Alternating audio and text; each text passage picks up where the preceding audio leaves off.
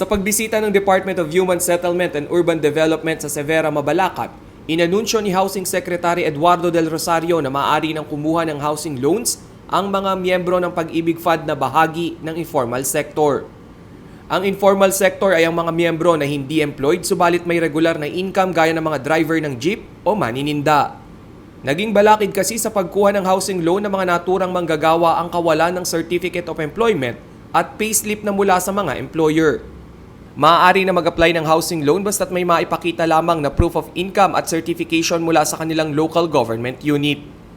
Dahil sa bagong regulasyon, mabilis na naibenta ang mga housing unit ng Westchester Realty Corporation sa Mabalacat, Bacolor at Angeles City. Within the year, wala nang bakbakan to. Number 1 na kami dito po sa Region 3. But this will only happen sa tulong po ng Pag-ibig Fund. Kasi po kung wala sila, how can we financial buyers? Bihira po naman nakaka-afford ng cash. Itinuturing ding model community ng gobyerno ang Severa dahil kumpleto at malapit ang naturang housing project sa mga essential establishment gaya ng eskwelahan, simbahan, pharmacy, supermarket at Clark International Airport. Napakaganda ng ginawa ng Severa. Nagpagawa ng eskwelahan dito in coordination with DepEd para hindi na lalabas ng subdivision yung mga bata. So ito'y napakagandang model at ito'y nakita ko lang dito sa Severa.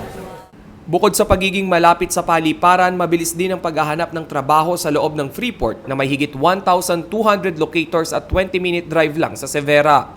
Kaya naman base sa projection ng Housing Department bago matapos ang taon, ay fully occupied na ang mga pabahay ng Westchester Realty Corporation.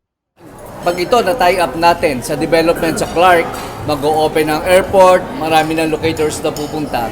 Baka by end of the year, fully sold out na yung mga units dito. Sa kasalukuyan, nasa 5,000 housing units ang dinedevelop ng Westchester Realty Corporation. Rainiel Pawid, CLTV News.